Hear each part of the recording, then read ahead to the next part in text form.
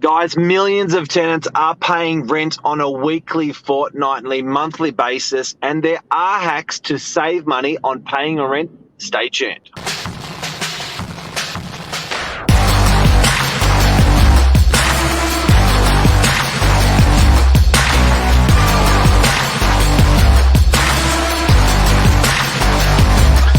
I'm the ringleader, so listen up.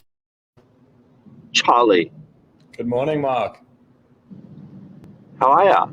I'm very well.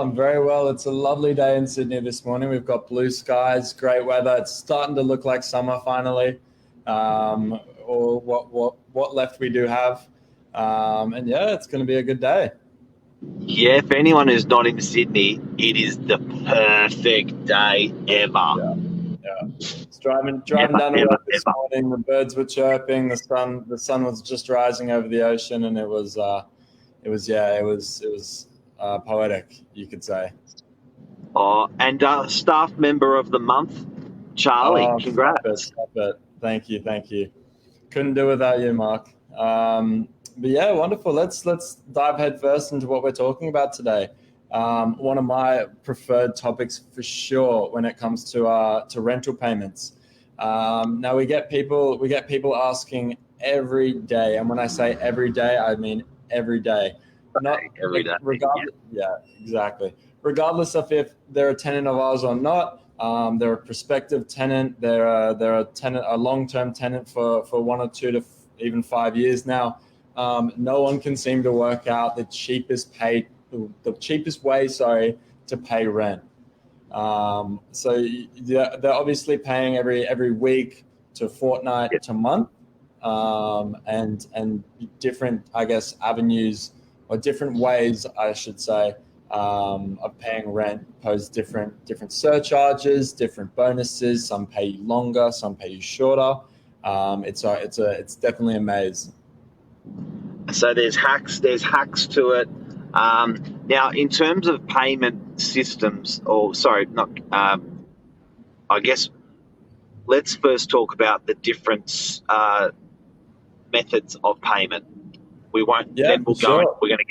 Then we're going to go into the gateway, different gateways, and then we're going to go into patterns For of sure, payment. for sure. All of this are different with different agencies. But what are the different ways a tenant can get rent to the agent in order to pay the landlord? So there's plenty of different ways, especially at Novak, and they do vary between agencies. Some post different methods, some don't. Here at Novak specifically, we have a card machine in office. Tenants are more than happy to come in, tap the card just like they would at the grocery store, which clears their rent for the, I guess, the period, which we receive immediately. We have a bank check which can be dropped into office. Quite easy for the old timers that like to pay their rent that way. We've got iPay Rent, which is our rent taking system. Now what that does is puts all the preference in regards to the tenant. Now they nominate their account details, their credit card or bank account details. And they choose whether they want to pay weekly, fortnightly, monthly, or 4 weekly, depending on their schedule. Now, It does vary in regards to what I think is preferred, but for most people, some people like to set it up with their pay cycle. So if they get paid, I guess, fortnightly, their rent is due maybe the day or two after. It kind of just sets up and flows quite casually. All right, so that's pretty much EFT. You got your check. You can pay by check. Yep. You can come in and tap. But also that iPay is not just EFT; it's credit card, so they can set up through these guys through both. Any other ways to pay rent? Yeah, so we can do a money order, which is first from the Australian Post. Now it's a People bit of still do that. People definitely still do that, which is what I was finding. It's a bit old school, but that's how we run. So it's good. You let them do it. We let them do it.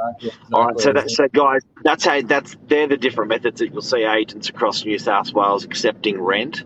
Now, I want to also move over to payment gateways, because this is where you're also going to, as a tenant, find there's going to be differentiation.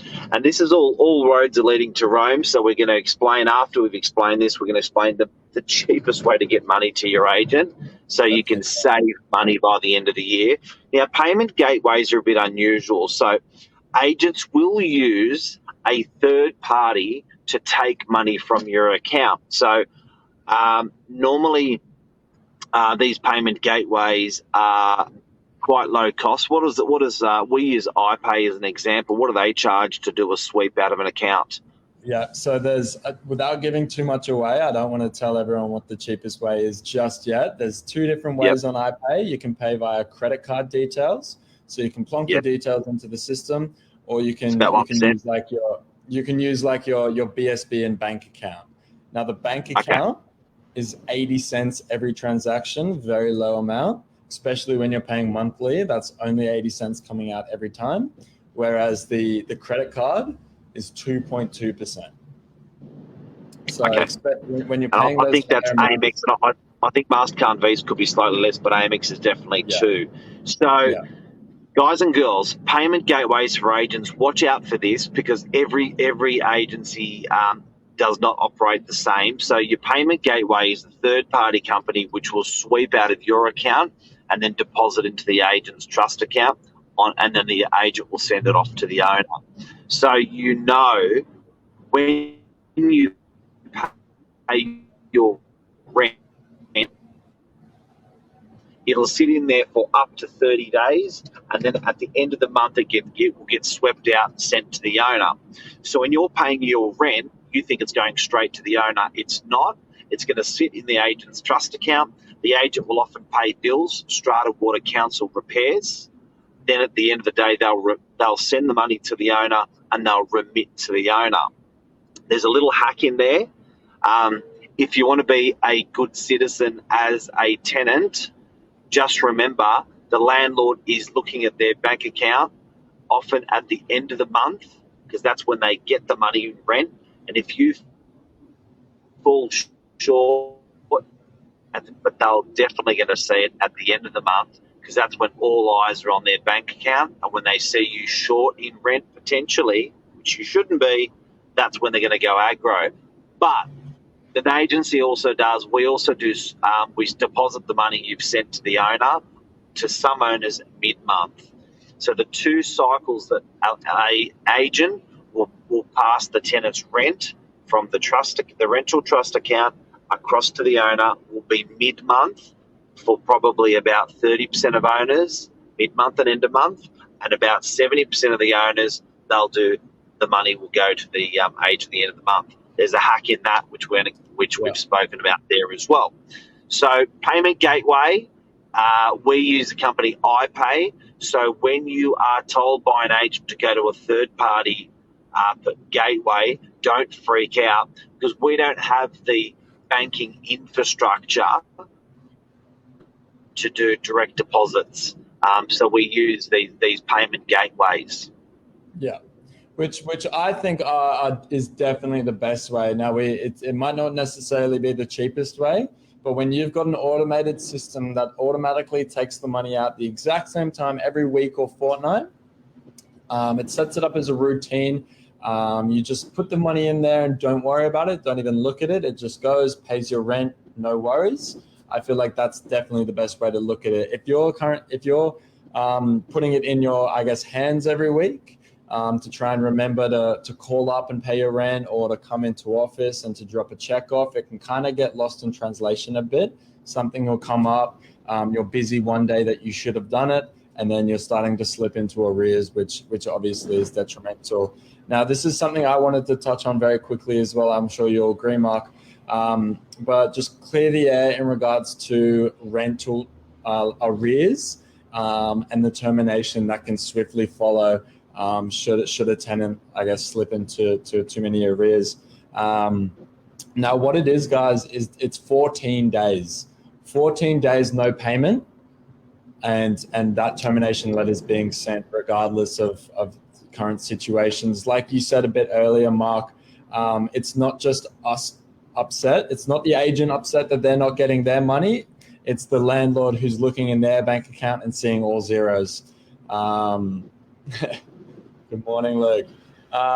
So yeah, it's tap and go rent here from Jonathan Creek. It's one of the best ways we're seeing. The funds are transferred into our account immediately, so it can pay you from that day forward. And cash is gone. Yeah, I think cash is dead and buried. All right, so 14 days is your arrears, if anyone doesn't know out there. Now, payment cycles, this is really important. And we are getting there, guys. It's the cheapest way to pay rent, but all these things are taken into consideration. So we did want to speak about all these things before we told you the cheapest way to pay rent. So payment cycles, we are generally... we will accommodate all cycles as long as tenants are ahead in their rent. But you may find on starting the tenancy, a landlord or an agency insists on monthly or insists on fortnightly. But as a tenant, you can say, no, look, this is how I want to pay it. So you can pay weekly, you can pay fortnightly, and you can pay monthly.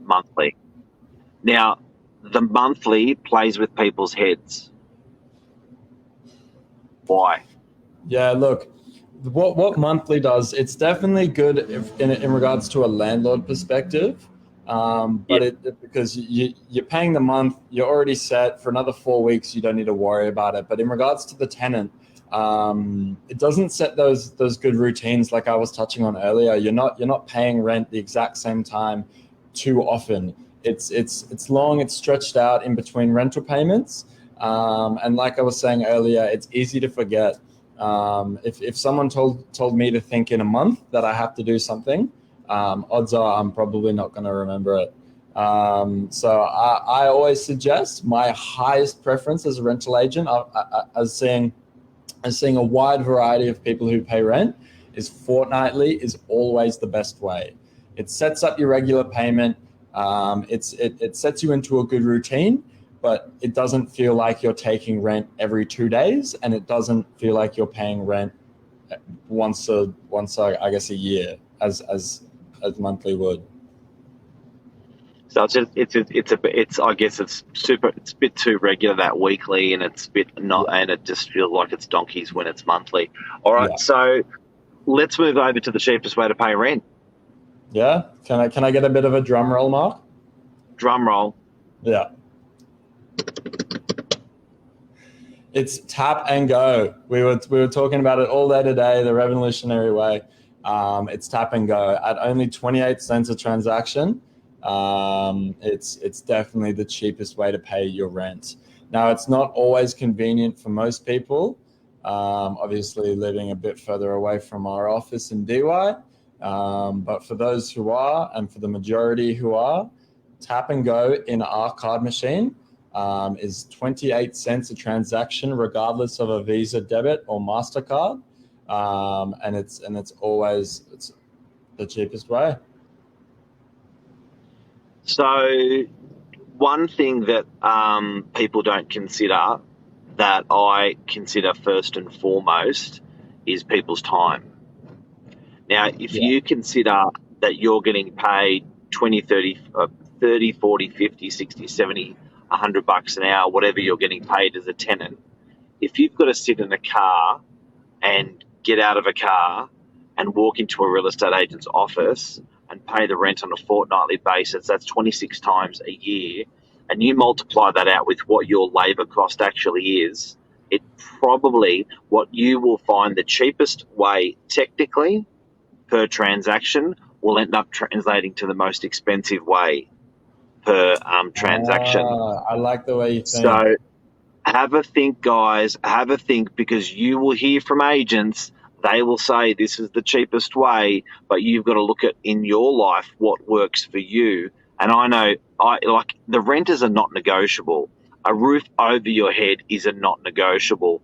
I don't mind setting up regular payments with a real estate agency. It is a not negotiable that has to be paid. You may change your mind on a movie ticket. You don't want to send that. You don't want to have that stuff regularly coming out of your account. But a roof over your head, a car repayment, these things are non-negotiable. They should be set up on a regular basis. We are suggesting fortnightly. And as a matter of fact, the less regular those payments can be, the less transactional costs you're going to have. So if you can have that discipline to move yourself over to monthly, you can halve or a quarter your transactional costs. Often because sometimes they're irrelevant to the size of the transaction. We charge you the same amount. So keep an eye out for all of those little hacks that we've mentioned today.